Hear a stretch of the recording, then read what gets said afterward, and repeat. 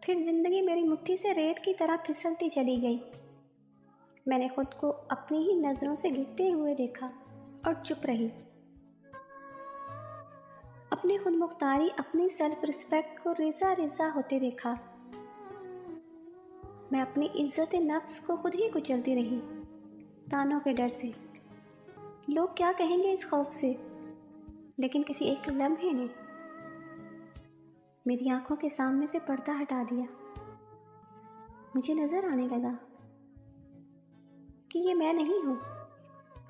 جس سانچے میں مجھے ڈھالنے کی کوشش کی جا رہی ہے، اس سانچے میں تو میں کبھی ڈھل ہی نہیں سکتی۔ میں آپ سب کو یہ بتانا چاہتی ہوں، خود سے زیادتی کر کے زمانے کو خوش رکھنے سے، اپنا حق چھوڑنے سے ہم ظالم کے ہاتھ اور لمبے کرتے ہیں۔